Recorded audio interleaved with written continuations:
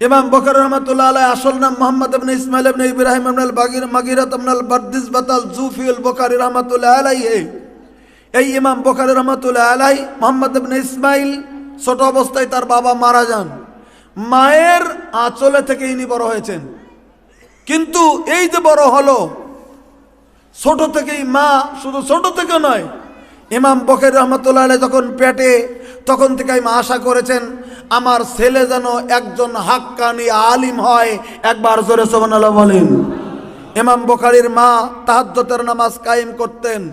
ইমাম বুখারীর মা আমলদারি মা ছিলেন।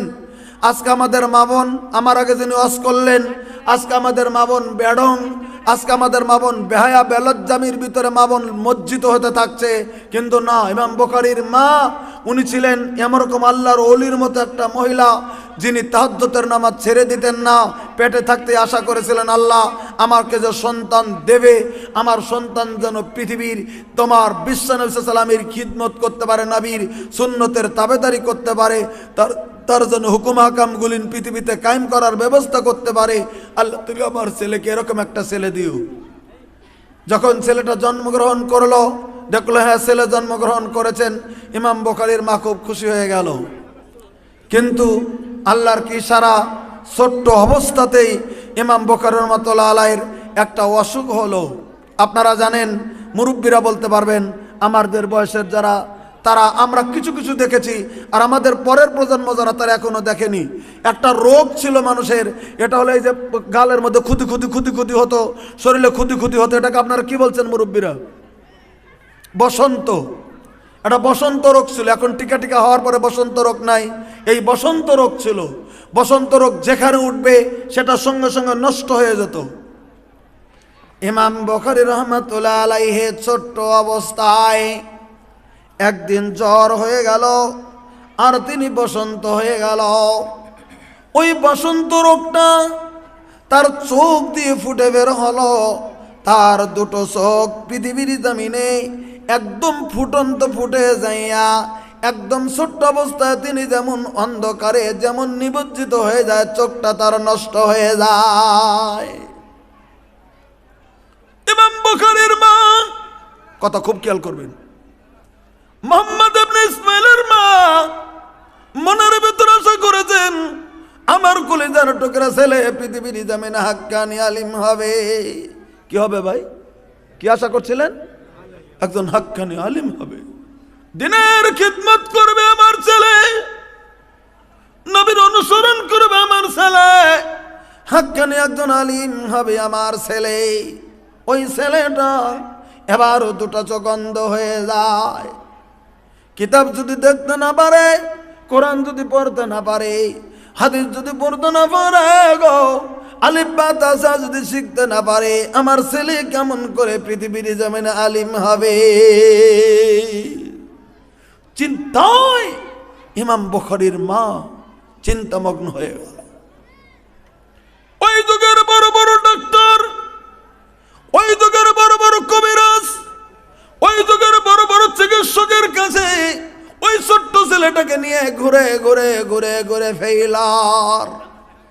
সব ডাক্তার বলে দিল চোখ দুটো একবারে ফুটে গেছে, কোশ্চিন কালো এই চোখ দুটো জমিনের ভিতরে ফেরানো সম্ভব নয়, একদম খতম হয়ে গেছে, কোনো দিন কালো সম্ভব হবে না। ছোট্ট কোলের ছেলে, 2 বছরের বাচ্চা, ভাই গো, মায়ের কলিজার টুকরা পৃথিবীর জমিনে, মার কলিজার টুকরা ইমাম বুখারী রাহমাতুল্লাহ আলাইহি পৃথিবীর জমিনে। বাবা নাই, এমনি তিন ছেলে, আরো চোখ দুটো অন্ধকার হয়ে গেল, ফুটে গেল। তাহলে মার পৃথিবীর জমিনের ভিতরে কত বাড়েন? এই তো চিন্তিত হয়ে গেল ইমাম বুখারীর মা। দেশের সমস্ত ডাক্তার কবিরাজ যখন রিটার্ন করে দিল, আরো চিন্তিত হয়ে গেল। কিন্তু একটা আশা ইমাম বুখারীর মা তার দিল থেকে ছেড়ে দেয়নি। কি আশা?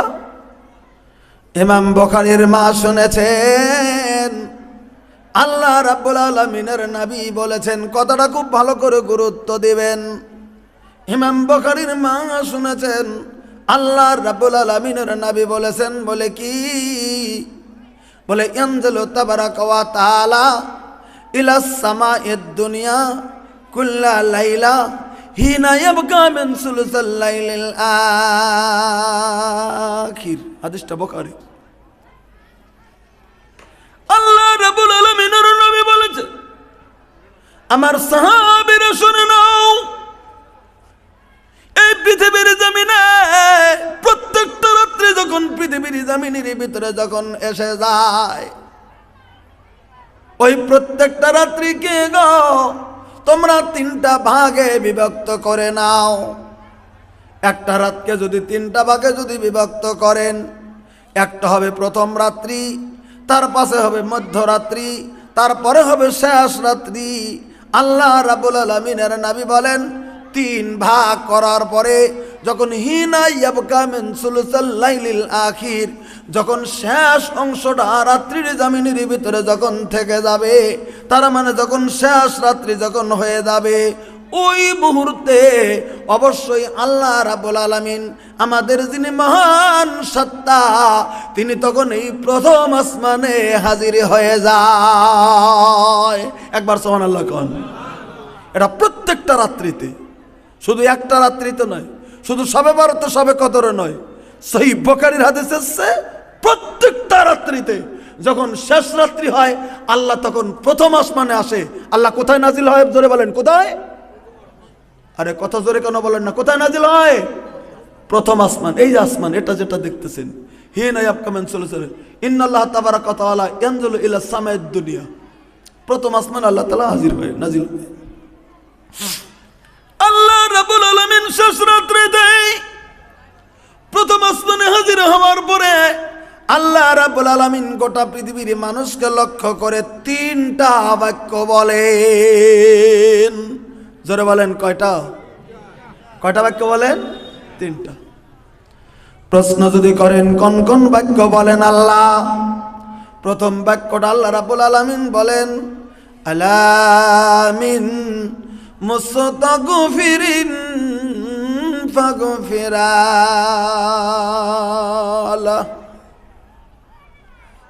পৃথিবীর বান্দারে আমার, পৃথিবীর বান্দারে, পৃথিবীর জমিনের ভিতরে কোন বান্দা আছো পৃথিবীর জমিনের ভিতরে গুনাহ করেছো, গুনাহ করে করে গুনার সাগরের ভিতরে হাবুডাবু খাচ্ছ, পৃথিবীর কোন বান্দা আমার?